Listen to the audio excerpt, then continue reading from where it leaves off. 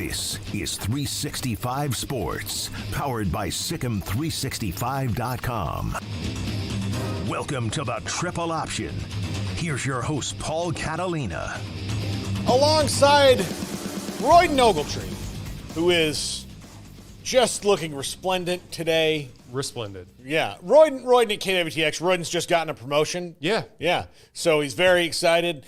He's already at least slapped Garrett one underling, I think. Yeah, no, I mean, as a rite of passage, not out of any kind of maliciousness, just because that's what you do. Yeah, even though Chad Votherine has been handling most of the responsibilities while they try and transition me to this new thing, I've slapped him a couple of times. I mean, look, Chad's a great guy, but, again, you have to, establish those the dominance and the boundaries of This is how it is now that I'm the boss. I'm sure Darby, threw a couple kidney punches at you a couple times. Yeah. Just to let you know. I mean, that's how you enforce yourself as the new boss. Yeah, ask Chris Williams a lot. I mean, he has stories to tell. I'm kidding. Yeah. I'm kidding. Yeah. So, no. Darby was very benevolent with her time. But Not Royden, benevolent, benevolent. yeah. Well, it was both. Like, she was like, the yin and the yang. Yeah. Some days she ruled with an iron fist. Some days she brought snacks. Yeah, exactly. So, but it is a very important day in America. That is the first day that we see the college football playoff rankings. Yeah, a thing that's going to cause a lot of people anxiety staying up tonight, really waiting on results. Yeah. Results-based polling and years, months and months of data going into this as well, all for the most important TV show tonight. Real quick, why are they doing that? I think it just worked out that way. Yeah, I mean, it's always been on a weird Tuesday. You can't do counter program. But you know what's weird about it is that we won't know what the final playoff rankings are for a month. Yeah. We also may not know the other who thing. the president is for a month. Right. Like, that's our world now. So, we could find out in the same day, here's what we think is going to happen on both of them. And Georgia plays a big role. Yeah, just such a weird thing. But I did, Royden, want to talk to you first about Baylor and TCU. Sure. I did not. Garrett and I talked about it a little bit yesterday, but we did not dive full in. We had so much stuff to do before yesterday's show. I mean, a lot of production work. So we did a shorter show, and I saved some of it for you.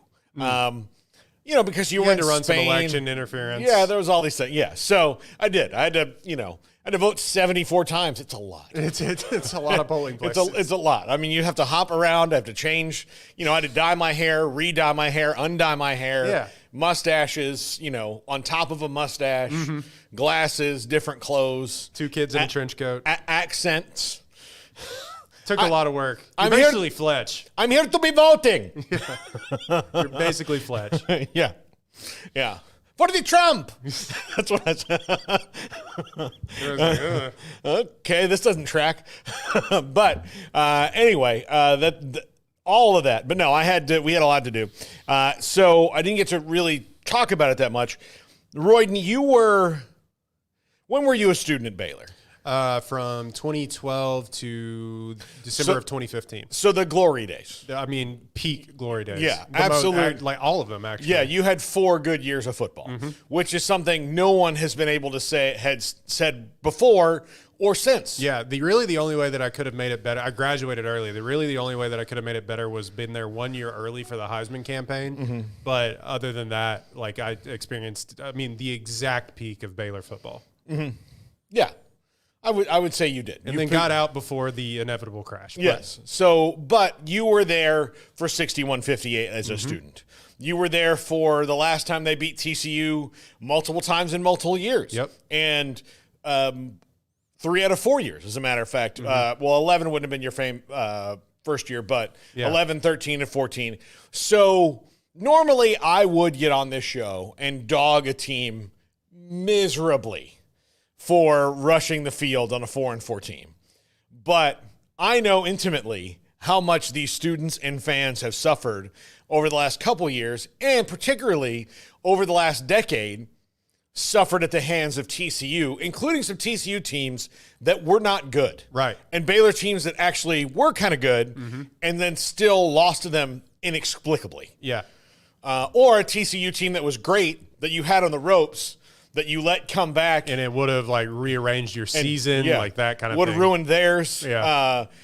And kicked a field goal with a timeout in their pocket, or it could have But they just walked down on the field very slowly. All right, snap the ball, kick it, good. We got plenty of time. Nothing. I mean, those are the things that you have had to endure as a Baylor fan and alum. Right. So I did feel I was actually sitting in the stands on Saturday night, not in the press box.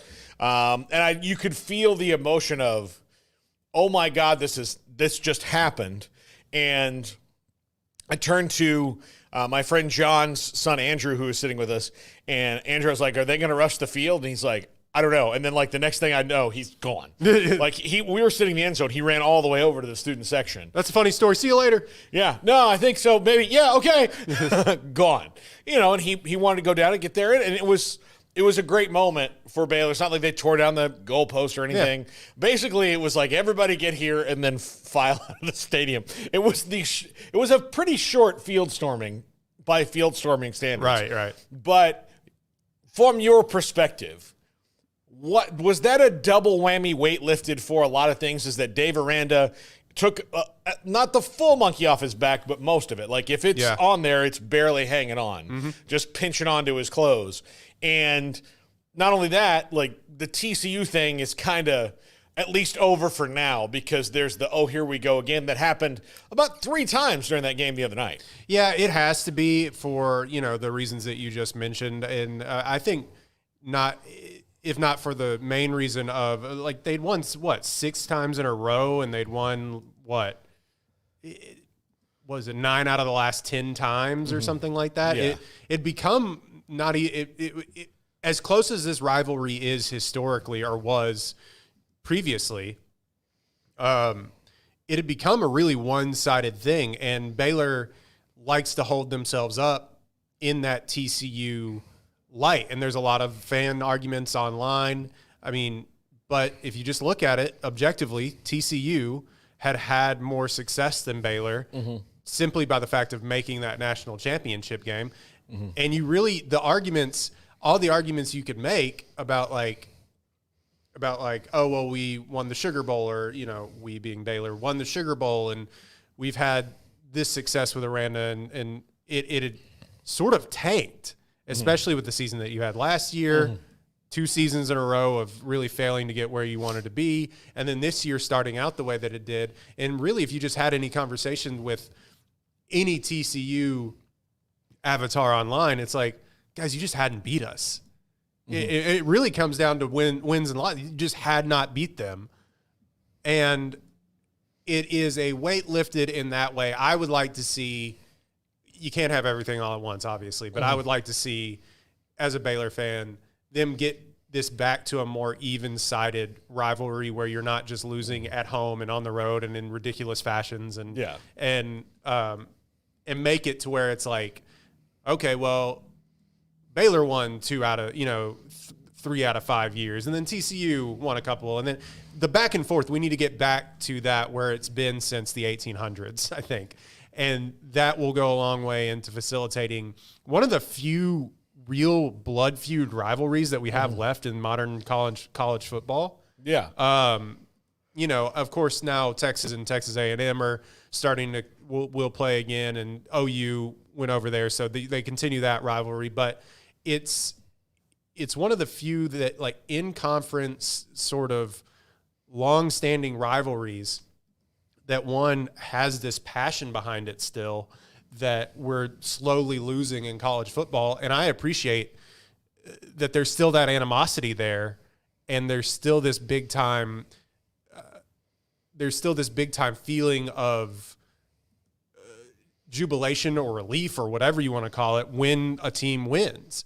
And I kind of tweeted, like, rushing the field cringe the other night. I actually had a couple drinks, so I said rising the field instead. Yeah. But somebody knew what I was talking about and quote tweeted me, and I was like, I immediately changed my tune. I was like, you know what? You're right, actually. I'm not, I shouldn't be that cringe about it online. Like, it is what it is. Like, it's a little act like you've been there before, but kind of they haven't. They hadn't.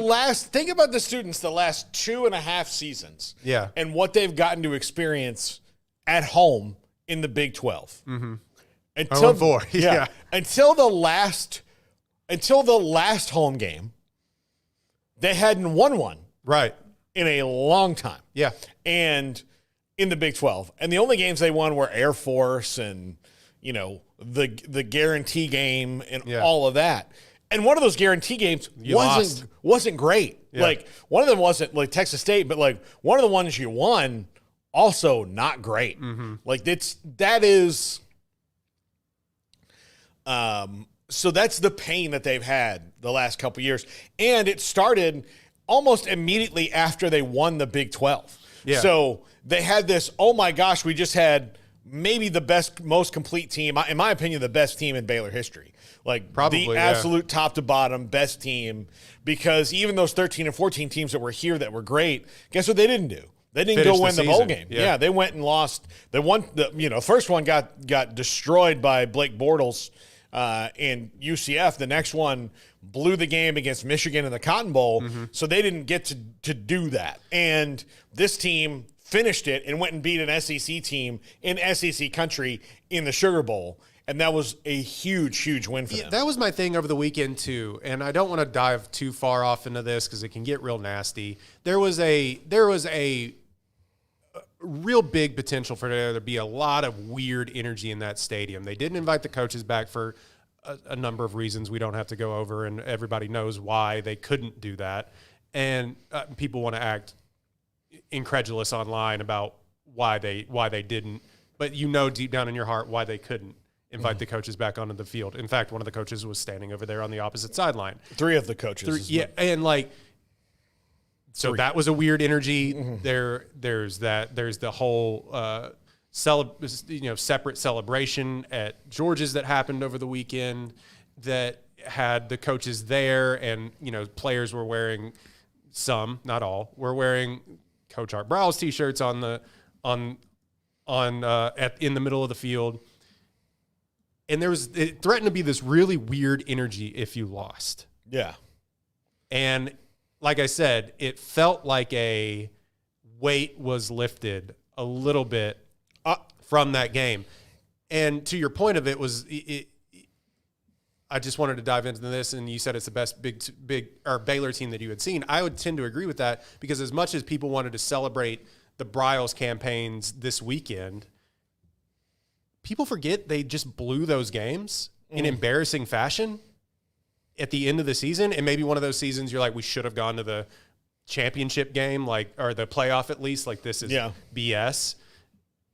And that's why you blew that game. But Briles had a kind of a bad habit of blowing really big games. Yeah.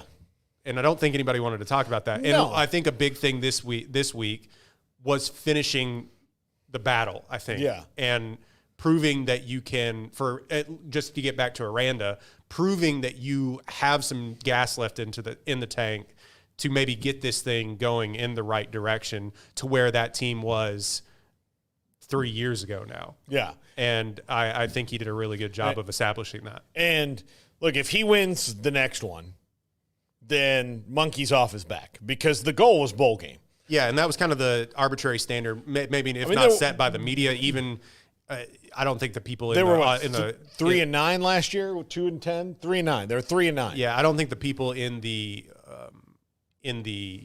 program or the powers that be would have told you that was sort of the benchmark, but it kind of was the benchmark of what he needed to do. And I think if they win and they have the opportunity, look, Houston and Willie Fritz are now competitors. Mm-hmm. They play really hard-nosed football. And all of a sudden, Kansas isn't going to roll over, but there's a couple of these games, and you've never won in West Virginia, literally never won in Morgantown, but there's an opportunity for you to go and win 8 games. That's crazy considering where we started. Yeah. Yeah, absolutely. There's no doubt about it. There's no doubt about it that this is a huge win. It's a huge win for them. And and look, going back to that whole thing, I do think that because Art Briles was at the game, he was there. He was clandestine as he needed to be. And I'll tell you this, I'm really glad that there was not a big push made to do that, because it's not fair to Dave Aranda, who's up against it, playing the big rival. He already has all of these things. Yeah, all these things going on. He was nothing but gracious to everyone, coaches, players, everybody who came back, paid for the suites and all those things, did all that. Because again, it's about keeping that establishment with the past and bridging that gap. And I do think that having those teams back and all of that let a lot of people move on. Yeah, because it's been hanging over us for almost a decade now of all of that stuff that's there and the animosity. And you know what? Now you can just let it go.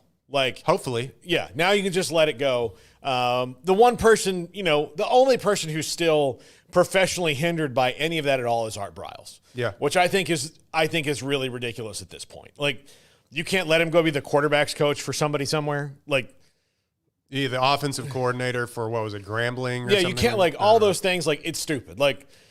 There's no way for the guy to prove that he's redeemed himself without somebody letting him. It's, It was a litany of things that happened over the weekend. And then it's Gatesville names their entire new stadium after him. Or Stephenville, not Gatesville, sorry. Stephenville names their whole new stadium after him, and so on and so forth. I don't want to make this an Art Briles thing. No, but I'm just saying there was an opportunity to have really weird vibes. And they did lost that and you know game. why? Because because they won. There's a catharsis. It's over. We can move on now. And every year can be about Baylor and TCU and whatever that rivalry is. Yeah. It doesn't have to be about all these things in the past. The only things that matter in the past are the games that you've won and the history of the actual on the field stuff. So I think it was overall good. And again, Dave Aranda wins more and more game. Monkey's off his back. I have You have 3 opportunities to win one. Hopefully this doesn't lead into a letdown game. You have all of these emotions of wanting to win this game. Like we saw in 2014 when they won that TCU game. And lost to West Virginia. And then lost to West Virginia. Guess who's next? The worst game that I've ever seen. And guess who's next? Yeah, West Virginia and Morgantown. The world kind of repeats itself. Yeah. I think you saw Ted Vid did we played it on the show yesterday, of the similarities between the ending of those games with Shock Linwood's carry and then Bryson Washington's carry. Very similar running back. I didn't put those two together. Very similar running backs too, when you think about it. Absolutely. So, and then the only difference in the video, the kick was about the same length, really. Yeah. The only difference was they were different hash marks. Right-footed kicker, left-footed kicker. That's it. The only difference between it. So, so history repeats itself. Let's hope, for Baylor's sake, it doesn't. If you're a West Virginia fan, I'm sure you hope that it does, right? Because you need one. Although I think West Virginia fans are kind of in the mode now where, the hottest seat in the Big 12 entering the year was Dave Aranda, and it wasn't close. Shifted back to Neil Brown. I think it's Neil Brown. I don't know if there's anything he can do. Craig and Smokey have pushed back on that a little bit, Garrett, when we have that discussion. Yeah, a little bit. But how do you feel about it? I think you and I are kind of the same mind about it. I don't know what else he can do. I just don't know. I feel like he's reached the ceiling there, right? If you weren't able to get over the hump this year with having Garrett Green back and the litany of running backs and all the talent you had in the trenches, and you had good opportunities at home, the way your schedule brought Pitt to you, and you had Penn State there. They've had great opportunities. They've never been able to capitalize on them. I think the statements he made about the tailgating and just coming out and enjoying it was the absolute worst thing you could say in Morgantown. I missed this. What happened? So he made a comment about the fans should just be happy with coming out and celebrating and tailgating, and it shouldn't really matter about the end result of the game.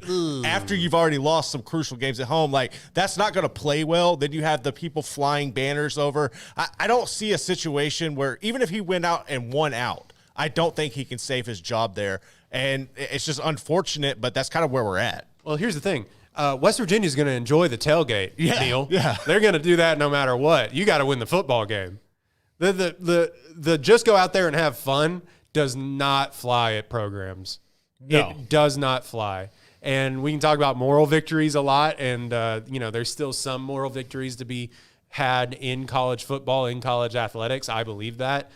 I don't really like we tried really hard at this point. I kind of am a wins-based person. Yeah, but I think that moral victories are for rebuilding teams. Houston. Yeah. Houston can have a more like that. I think that game against Oklahoma was a moral victory. Yeah. And now do you know what, they've taken that moral victory and turned it into actual victories. Yeah. You get one or two moral victories of, oh, okay, this is something. And then after that, it's not. And in fact, it's almost exclusive to rebuilding programs. Mm-hmm.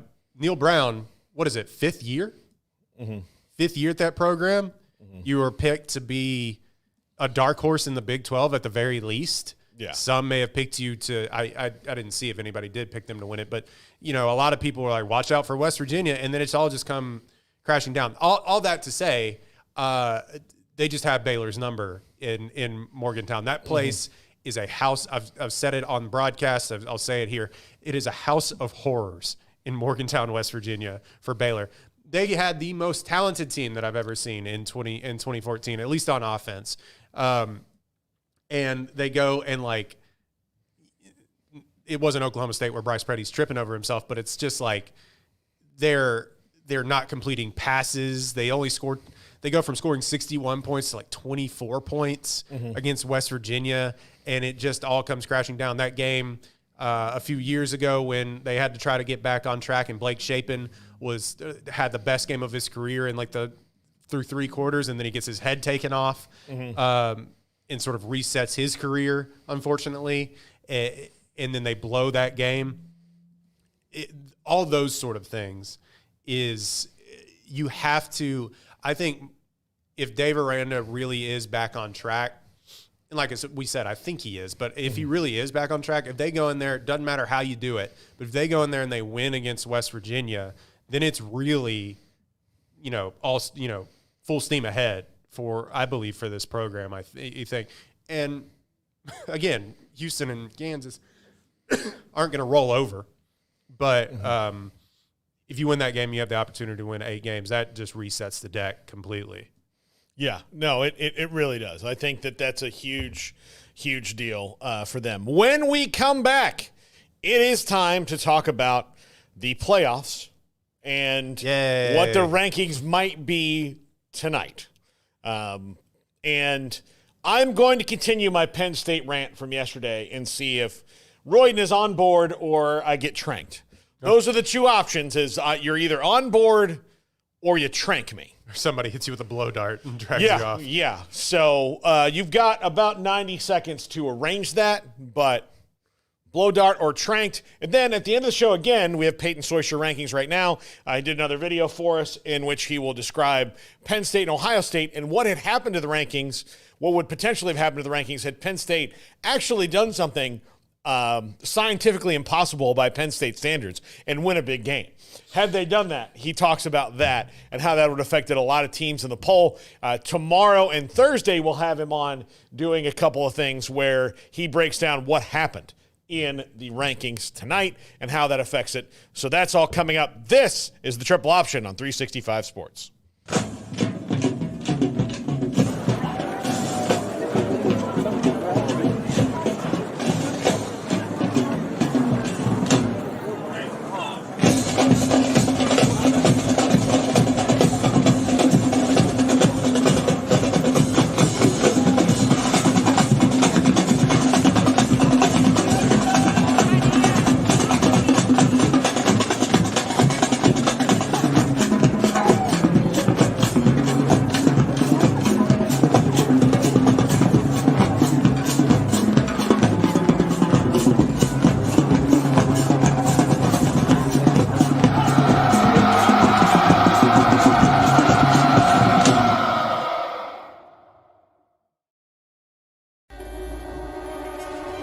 This is 365 Sports, powered by Sikkim365.com.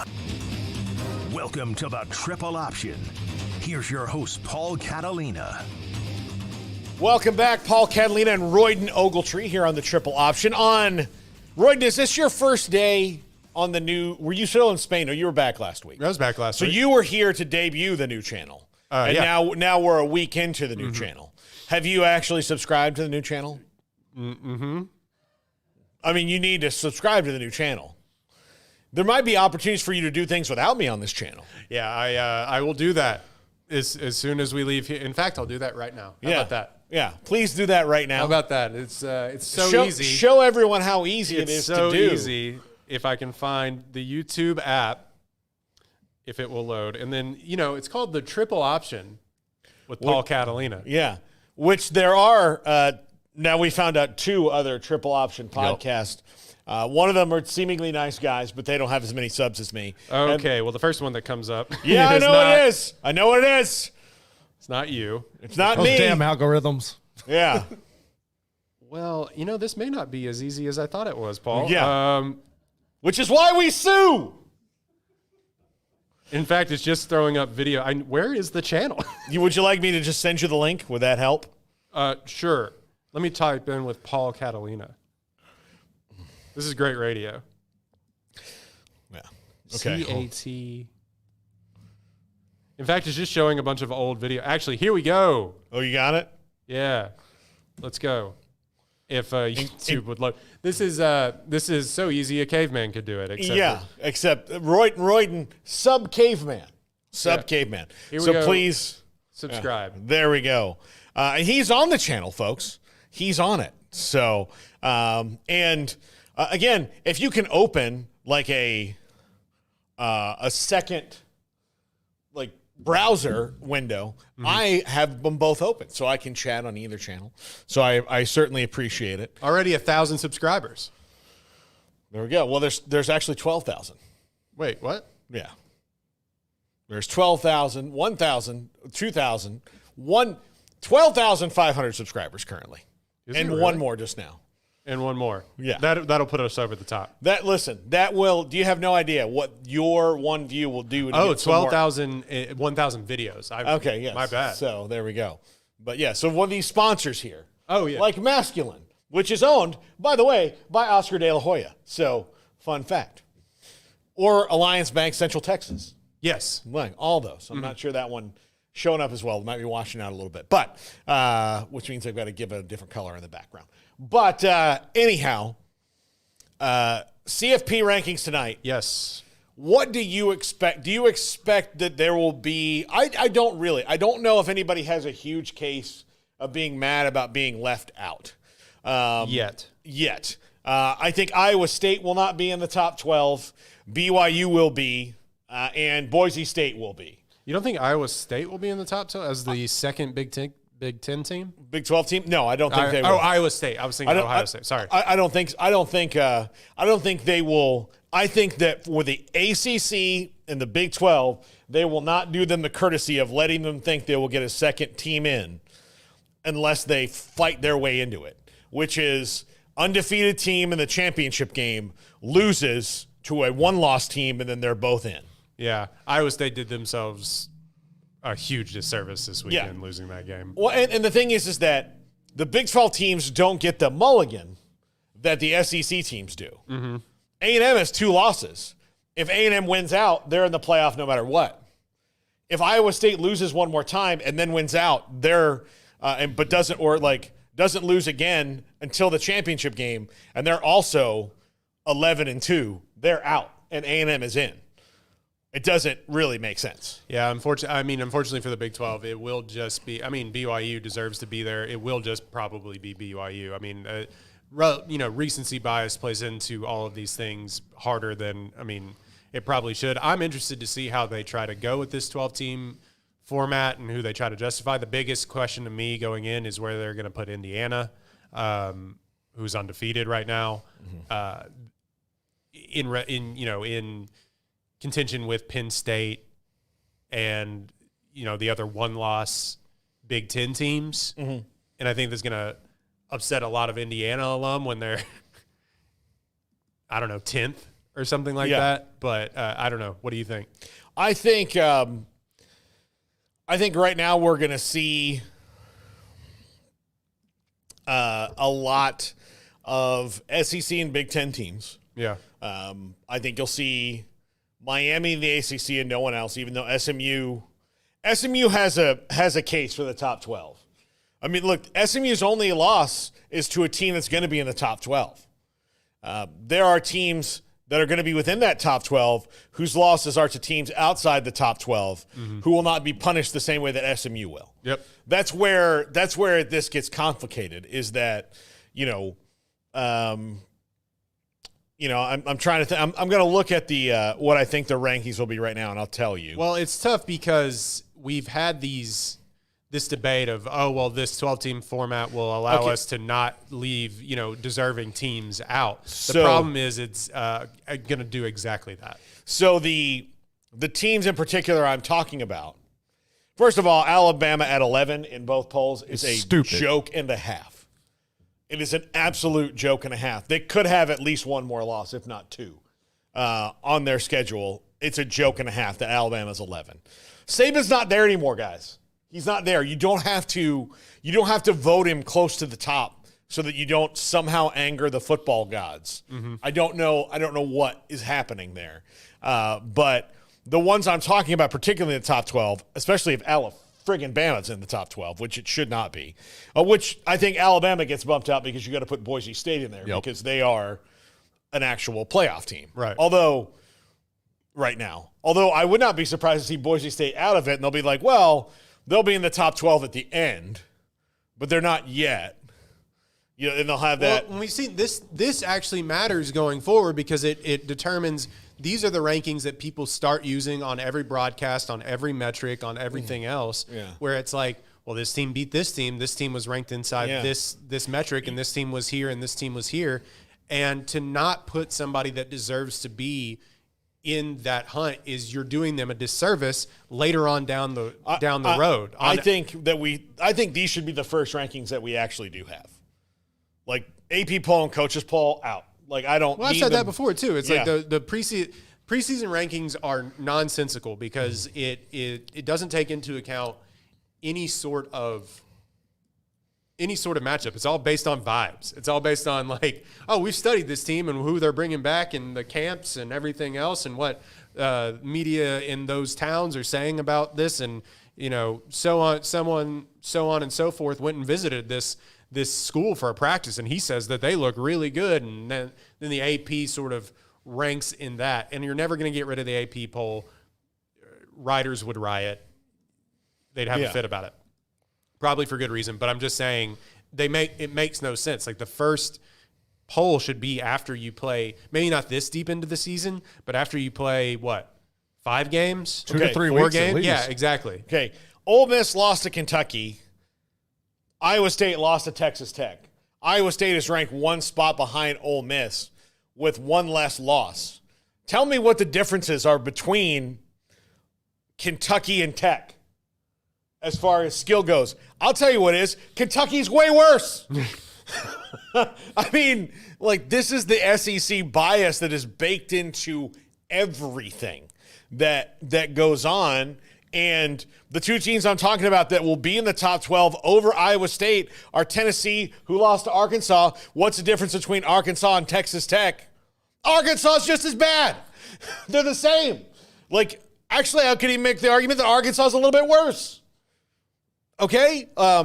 Look, Tech has been blown out like that. Well, Arkansas has that horrible loss to Oklahoma State, too, given how they're terrible. Yes. They're not good. But look, they've maybe saved their coach's job because they're better than they were. Saved Pittman's job. But they're still not good, all right? Notre Dame will be ahead of Iowa State. Iowa State's one loss is to Texas Tech. I keep saying this. Notre Dame's one loss is to Northern Illinois. What's the difference between Northern Illinois and Texas Tech? Northern Illinois is worse. Why? There's still weird name brand recognition put on. And I mean, like Ole Miss, I don't even know if that's name brand recognition in college football other than the fact that they play for the mighty SEC. But there's still like this.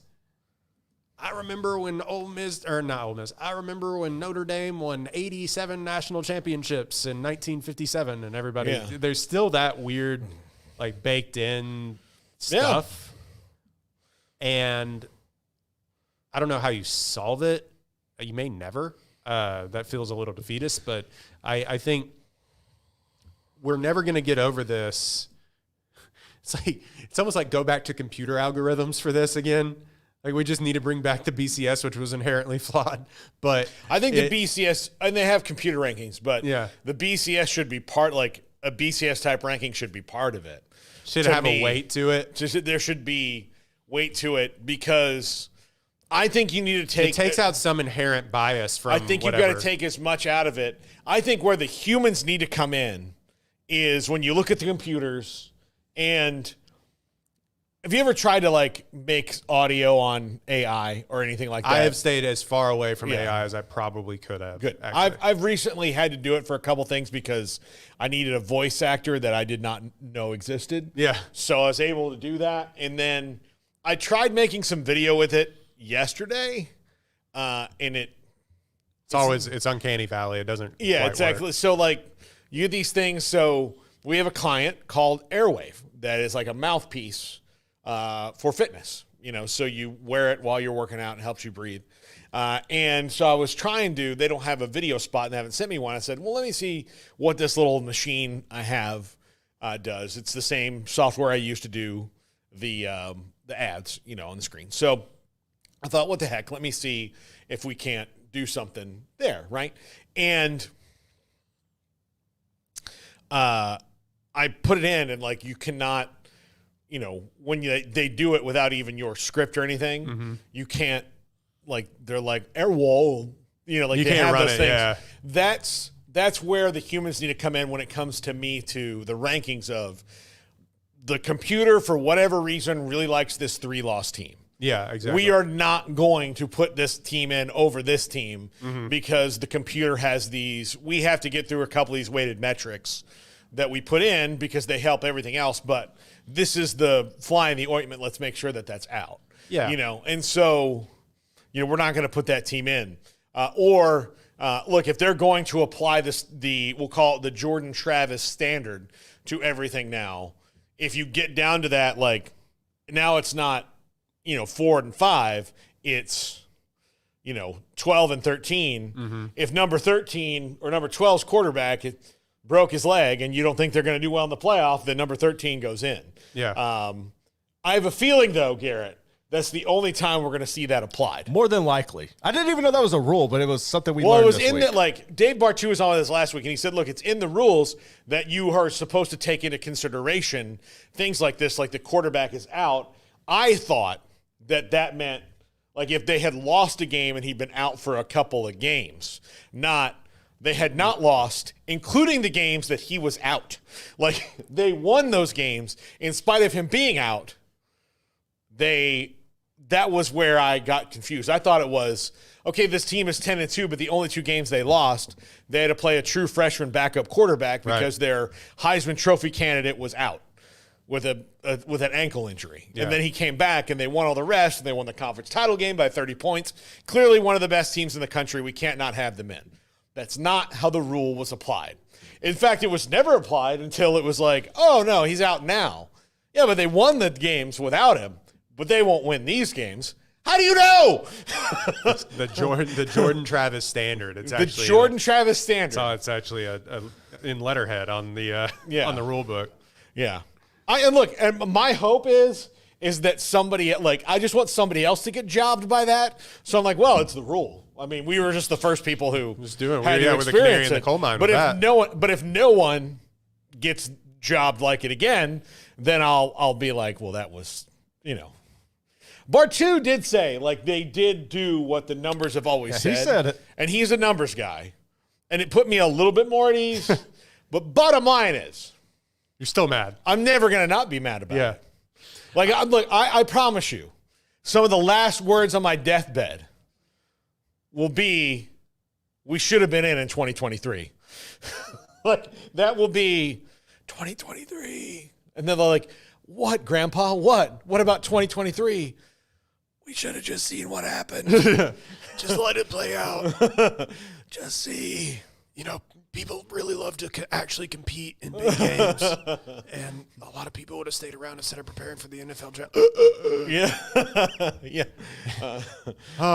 He died doing what he loved.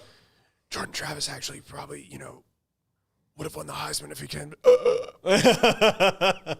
He's finally gone. And it's like, and then FSU decided to sue the ACC, and it ruined everything. Yeah. And then there was this guy who was going to eat dog shit. And he never really did it. He didn't.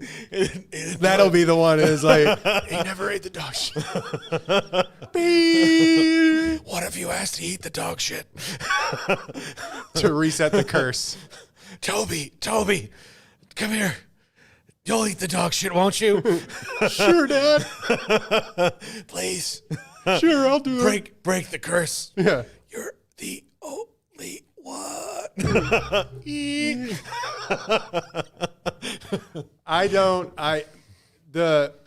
The inherent biases that come along with having people, are they still doing the committee as based on sort of conference representation as well too? But then the inherent biases come in as like, oh, this person went to so-and-so school, and there's some weird biases baked into there, and they're not supposed to be. But we all know from years of doing this, that's just simply not true. Yeah. And in fact, if I remember correctly, when this first started, there wasn't even a rule book on how this was supposed to take place. So we have years of doing this, one, with inherent biases baked into the people that choose the teams, two, years of standards set by a thing just picked out of thin air. Yeah. And so we're going based off of those standards. Now they finally may have, like you said, a standard set of rules and guidelines to what it's like Pirates of the Caribbean. It's more like guidelines instead of an actual law. But like, I think I don't know how you get rid of that. And I'm worried that what we will see is still what we have seen, but just in greater numbers. Yeah. Oh, well, now we get to include the Boise States of the world, and I'd have to look at all the other, teams that are doing it. But, like, to leave SMU out, I have a bad feeling they're going to job Indiana somehow, even if it's just ranking them lower than, say, Penn State or what have you. Yeah. It is going to be nasty regardless of how you look at it, and then it's still going to be like Georgia ranked number one, even though they have a terrible loss to Alabama, who you've said isn't that good anyway, and they've looked bad in several games.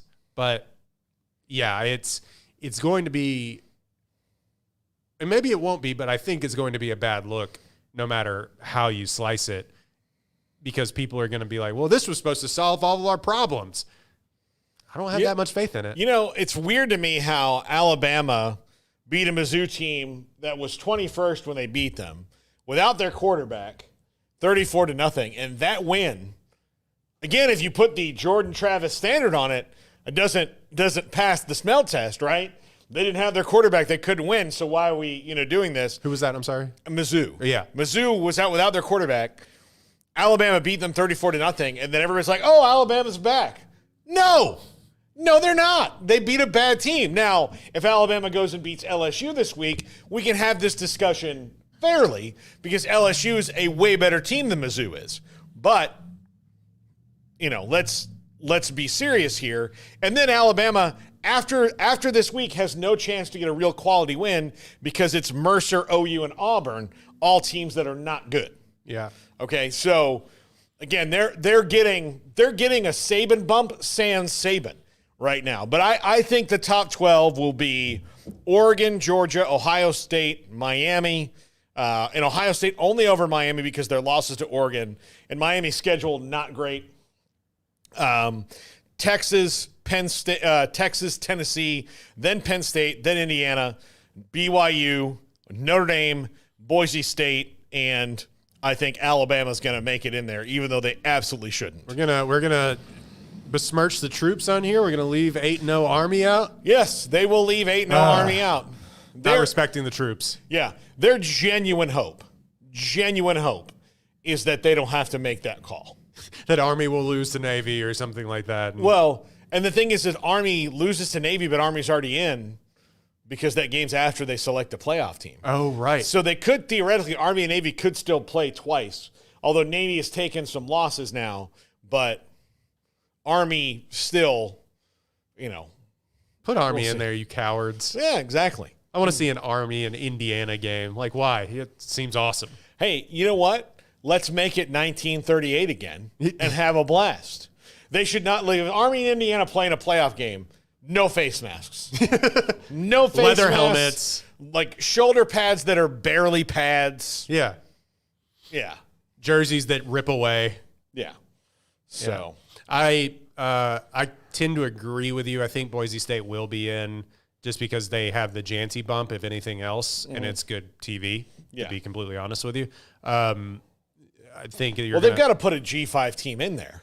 Yeah, otherwise it's a bad look. Otherwise they're just like, well, the G5 team will not be in the top 12, but we have to put them in based on the rules. Right. That's dumb. Mm-hmm. Yeah. Yeah, I don't trust Penn State as far as I can throw them. No. So, you want to do your Penn State rant? Yeah, here's what I did yesterday. So Penn State has wins over West Virginia, Bowling Green, Kent State, Illinois, UCLA, USC, and Wisconsin. Okay? They won all those games before they lost to Ohio State. They have Washington, Purdue, Minnesota, who could beat them. Minnesota's actually pretty good. And Maryland on the way out. Even if they're 10-2, Penn State has a good chance of being in, and they have no schedule to speak of. Yet James Franklin's going to be able to, look, Penn State, no matter what happens, is going to fall ass backwards into this playoff. It's ridiculous. Everybody kind of saw that coming at the beginning of the season. And now we're seeing it play out, and the interesting thing will be to see can the committee stand up and go, no, this team is not that good. Like, let's not just give the Big Ten an extra half point on strength of schedule because their TV deal is better. Yeah. Let's rank these teams as the biggest things they need to do is they've got to rank these teams as they are, not as they have been. That's the biggest thing we have to get through. And Penn State will be the biggest beneficiary of that, of any team that will make the playoff, because Penn State's going to make the playoff and not deserve it one bit. And I hope they get beat by Boise State 38-7 in the first round. Yeah, everybody saw this when they looked at their schedule and said, oh, well, they don't even have to beat Ohio State to get in. Would I rather see a one-loss Penn State get in over another two-loss SEC team? Kind of, maybe, just for old time's sake, when the SEC got the benefit of the doubt in the 4-team playoff over some other teams, especially in the Big 12. But if they lose another game, you mean to tell me that you're going to put a two-loss – say Iowa State wins out, they beat BYU in the championship game. They are both 11-1 going into the final ranking. Yeah. They would have to turn themselves into knots trying to figure out how to not put 2 one-loss Big 12 teams in over a 2-loss Big 10 team or a 2-loss SEC team. And I'm afraid that's going to happen. And we're already clutching our pearls in the first week of these rankings, but we've seen this song and dance before, and I am kind of worried about how this is shaken out with how it is currently. And maybe Oregon runs the table and just runs over everybody on their way to being like the one true Big Ten team that everybody hangs their hat on, and Penn State falls off because of that. But I don't think they anticipated Michigan being as bad as they are and everything else. So now Penn State gets this sort of benefit from a couple of down teams and the addition of those West Coast teams into only one of which is good. Yeah, only one of which is good. So, I don't know. I don't have anything other than I think everybody kind of saw that coming. Yeah, no, they did. They looked at their schedule. They looked at how Penn State has performed every year, which is 10-2, and they're like, that may do it. Yeah, that's probably going to do it. Yeah. So it's just nuts. It's just nuts to me. All right, before we go, Royden, today is also not only Election Day, it's the NFL trading deadline. Oh, yeah. So there's a lot of news going on today. Yeah. Some consequential, some inconsequential. Obviously, NFL trading deadline, college football playoff rankings, consequential. Whatever happens. Other stuff, whatever. Who cares? The world will keep on spinning until it doesn't. Again, we may not know who the next president is before the NFL slate on Sunday. So Yeah. Or the NFL slate at the end of the year. yeah. Don't know. Who's to say? Who's to say? Our system is silly. We are all waiting on 5 counties in Pennsylvania to tell us who our leader is. Yep. It's not right. Love this, how we've set this up for ourselves. And here's the thing, I'll tell you. If you're on either side of this argument, you have to agree. It's pretty stressful for 5 counties in Pennsylvania to be the ones that are where we don't know how people are going to vote. Yeah, one household in Macon, Georgia. When we could just, like, all raise our hand on one side or the other. 1, 2, 3, 4, 5, 6, 7. That one. Yeah, and then, okay, well, you had more hands raised. Yep. Like that. It's what other countries do, but, we're America and we do it better. People are going to be very mad about Electoral College online. If we can add a step, we do that. We add a little bit more bureaucracy, just sprinkle it in. Yeah. I once, when I was early on in my radio career, I had to install all these songs into our automation system for a country station we're doing. The guy who taught me how to do it had some of the worst OCD I've ever seen in my life. And so Can relate. you could hit F9, it would just go to the next song. But what he had to do was he had to go all the way back out to the menu every single time. That's how I feel about the Electoral College. You're just going all the way back out to the menu and you just go F9, move on to the next thing. Starting from scratch. All right, here we go again.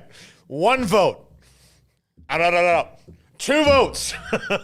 All right, everybody back in their seats. Okay, bathroom break. 3 votes. Like, that's how I feel it goes. But anyhow, it is the NFL trade deadline. There are a couple of trades, some not a big deal. Steelers traded a 7th-round pick to the Packers for edge rusher Preston Smith. Marshawn Lattimore just got Marshawn traded. Lattimore just got traded to the Commanders, which is a really good deal. Yeah, because their defense huge position of need for good. them. Yes. And also the Saints, they're starting to talk about it now. I think Nick Wright was the only one ringing the bell on this for like a year, is that the Saints were going to be in cap hell. Yeah. And all of a sudden they're 2-7 and everybody's like, well, their cap doesn't really make sense, does it? You can't pay Derek Carr that amount of money. Yeah. They've been like deferring contracts for like years. So now you may see a fire sale. I mean, Marshawn Lattimore is the, I keep saying the canary in the coal mine, but he is sort of the starting gun of them. We'll see. They've got another couple hours before they can send some other people off. Mike Williams traded from the Jets to the Steelers. Sure. The Jets made him superfluous after they got Devontae Adams. And hold on, let's see. Zadarius Smith got traded as well, and Did Jonathan Mingo get traded to the Cowboys? Oh, yeah. Yeah, that'll help. Zadarius Smith went to the Lions from the Browns, which is a huge pickup for them. The Cowboys made a trade today, trading a 4th-round pick for a guy they could have gotten for a 7th-round pick. Mm-hmm. Who was a 3rd-round pick was on a his own. 2nd-round pick. Oh, okay. 2nd-round pick last year. Mm. So that's how their math worked. Now, they really liked him in the draft process, just like they really liked Trey Lance. Well, Trey Lance is going to go. I like parts of this is where he's a developmental, like it's a long-term play here. It's not a rental. But Dak Prescott's on IR, or going to be on IR. Cooper Rush is going to be the guy breaking him in. I get the trade. I don't get the compensation. Like, that's where I'm not like, and Mingo hasn't been good for the Panthers. Yeah. All that withstanding with quarterbacks and all that stuff, he's still like one of the lowest ranked wide receivers in the league. Yeah. Like Xavier Legette came in and like immediately supplanted him. Exactly. Yeah. Exactly. So all that happened. They like Deontay Johnson got traded. Nothing better last week happened for Mingo. He got traded again a week later. So the Jerry continues to Jerry. And here's the thing. Jerry Jones is the most Jerry Jones he's ever been. Sadly, he's not the most Jerry Jones he ever will be. It's going to continue to grow. Larger Jerry Joneses coming in play? Yes, like mushrooms. Just every time we kick over one Jerry, a bunch of others grow in the bullshit. Black mold. Yes, it's just over under the amount of touchdowns that Jonathan Mingo scores, or the number of draft pick that you are sent for him. So 4th round draft pick. Will he have over or under 4 touchdowns? He will have under 4 touchdowns. Yeah. Okay. The Cowboys barely have over 4 touchdowns this season. I mean, and he's not a guy who came in. I think he might have a touchdown this year. And, every wide receiver in the league now gets like a touchdown. Yeah. Like you're going to have one where it's like, this guy's in. See was every open week, on this there's play. Like 87 wide receivers. It's just like, well, this guy, who do I pick up in fantasy? Well, this guy had a breakout week, and he'll score 3 points the next week. Those are what we in Cowboys fandom call Miles Austins. Oh, yeah. And then we give them Terrence Williams's. Cowboys give Miles Austin a 5-year contract, and then he proceeds to destroy his hamstrings week after week after week because he had 200 yards against the Chiefs. Hey, well, at least the Cowboys are doing something. The Texans decided to sit on their hands while their offensive line is literally the worst in the league. They need to get 2 guards. I understand that starting linemen aren't out there on the trade. Maybe you could trade for some of the Saints ones, but like they are out there on the trade market to be had usually if they're good enough. But then again, and Jarrett Patterson is coming back, and he was decidedly better than Kendrick, or both Kendrick Green and Kenyon Green. Yeah. And so that'll hopefully be Kenyon Green's out now. Kenyon Green's out. So even if he were to maybe theoretically get better, it doesn't matter because he's out for the rest of the season. So, but the problem is that now you have no depth there also. And it doesn't matter because your center and Shaq Mason isn't really that good either. So now your once generational quarterback has turned into Derek Carr all of a sudden, where he's overthrowing passes because he's afraid he's going to get buried in the dirt. I'm so sick of this team. I'm so mad. Like, they're 6-3. I've never been more mad at a 6-3 Texans team. Yeah, it's unbelievable. What do you mean you can't block for your generational quarterback? Give me a break. Unreal. And then you're not going to go trade for anybody. Nick Caserio, you've done a lot of really good moves over the offseason. And in fact, you got this team in a position where they were supposed to be. Protect the asset. He is the best quarterback that the Texans had ever even sniffed that isn't doing heinous crimes. Allegedly. But the idea that you're going to get him buried in the MetLife turf because you're still stuck that you wasted a first-round pick on Kenyon Green, who is awful, give me a break. And also, Bobby Slowick. I'm sorry I'm going on a rant. Bobby Slowick. No, I'm here for it. Bobby Slowick. Adjust your game plan. They're getting through in 2 seconds. Maybe throw a screen. Maybe throw a quick slant route. Maybe run away, roll out the coverage. No, we're going to have them do a 7-step drop and let these receivers that can't get open without Nico Collins run down the field. Unbelievable. That game on Thursday night was the most frustrating game I've ever seen in my entire life. Like the last Thursday night, or like the last game they played in MetLife against the Jets, where you let Zach Wilson destroy you. Incomparable. It is. Emory, as a Texans fan, is this how you feel as well? Yeah. Thank you. It's just like they're 6-3, and it's all fool's gold because you've had to have C.J. Stroud perform magic and pull you out of 3rd and longs all season. And now the chickens are starting to come home to roost because all of a sudden he doesn't have time to throw. He has less time to throw than David Carr had to throw. They ran him out of the league. Yeah. You cannot do that to the 2nd overall pick that led you to the playoffs last year in his rookie season. With the same offensive line, by the way, which I don't know how that happens. Sometimes people digress. I mean, genuinely. I'm so mad about that. Or they get figured out. Like, that's the thing. Yeah. Is that I'm not sure. Sometimes it's not the players, it's the scheme. The scheme gets figured out, and they're not ahead of it. Yeah. So Bobby Slowick and the offensive line coach and all that need to adjust that, which you said, not really happening right now. That's going to do it for us today on the show. We have a little fun little show for you. We're going to do the Four Corners pod. We're going to have Shahan Jaraja on the show today. We're going to have JJ Joe. We've got Evan Miyakawa to talk college basketball starting, and we'll pretend that Gonzaga and Baylor didn't happen. I would like to. Baylor, it's already decided it maybe hasn't. Yeah, yuck. That wasn't good. I don't want to one game does not a season. Fake news. Yeah, one game does not a season make, No. but stinky. That was bad. They did not play good on defense. They did not play good on defense. So, and then because they were so bad on defense, the offense was didn't also look not good Yeah. either. And then John McClain will try to explain why the Texans didn't get any offensive linemen. I genuinely just don't think they're out there to get, but then again, it's like you got to try something. Yeah. And all of a sudden you have a lack of wide receiver depth. If Nico Collins goes down again with hamstring injuries linger, we're going long, then you're screwed because the rest of those wide receivers besides Tank Dell can't really get open. So I digress. All right. Well, Royden needs to go take a gummy for sure. Cigarette. He's gonna go to a meeting. Yeah. Of battered Texans fans. Oh, there's plenty of us. They have one in the basement of the Unitarian Church over here. Yeah. You sit down. Alcoholics is right before, narcotics is right after, Texans fans in the middle. Yeah, remember when they wore the Letterman jackets and they just proceeded to lose on Monday Night Football? Yeah, dude, I can't. I hate that you brought that up. When did it start for you? It's like, oh, Rob Johnson. Just, the coffee in here is terrible, by the way. Yeah.